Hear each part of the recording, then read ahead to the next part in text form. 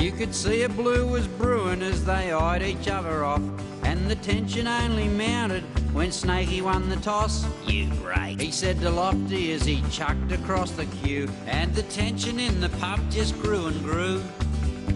I'll break all right, said Lofty as he snapped the queue in half and flung it back at Snake and said, "You shove this up your ass." "Me nana give me that," said Snakey. "Mate, you're fucking gone." And the Featherbrain Championship was on. It was the front bar Featherbrain non-title fight. Two blokes the size of buffaloes, big but not too bright, and no one give two knobs a goat shit who was wrong or right. At the front bar Featherbrain non-title fight,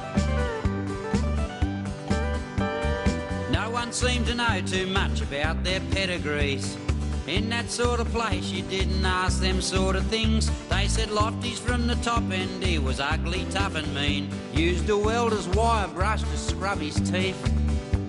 And Snake was just plain ugly, where he come from no one knew. Reckon Rambo would have shit himself if Snakey told him to. And together they weighed half a ton in singlet, shorts and thongs. There was no cunt home but all the lights were on.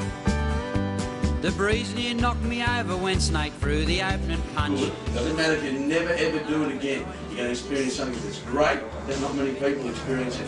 That pretty fucking good. It was like a railway fettler's hammer splitting wood. It slammed Lofty against the 8-ball table, flipped it on its edge, but he just casually got up, walked around, then ripped off all the legs. Then one by one he smashed the cunts across Snakey's ugly head. If his brain weren't so well padded, he'd be dead. But Snake just shook his skull and blinked a bit and slowly looked around. Then chucked a right that would have knocked the war memorial down, and the force of it sent Lofty flying, crashing through the wall. Now there's a doorway where there weren't one there before. He landed ass up in the shithouse with his feet stuck in the air, with bricks and shit and broken glass and paper everywhere. And caked in that and crap, he ripped the dunny off the wall, and armed with that and fuck all brains went back for more.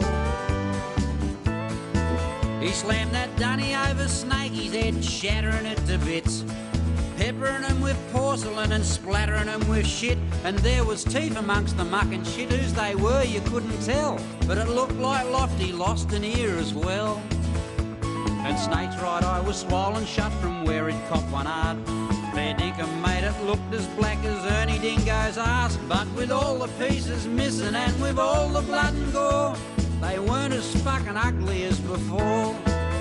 There was flesh and hair and skin and bone and blood splashed on the wall, and them two bastards wallowing in it, rolling across the floor. And the publican just scratched his balls, wondering, looking round, should he clean the bastard up or burn it down?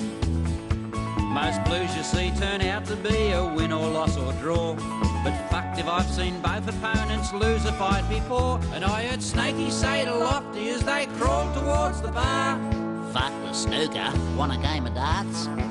It was the front bar Featherbrain non-title fight. Two blokes the size of buffaloes, big but not too bright, and no one give two knobs a goat shit who was wrong or right.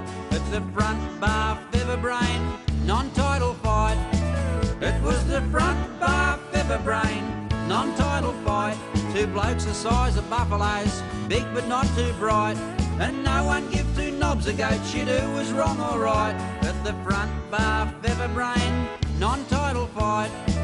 It was the front bar Featherbrain non-title fight. Two blokes the size of buffaloes, big but not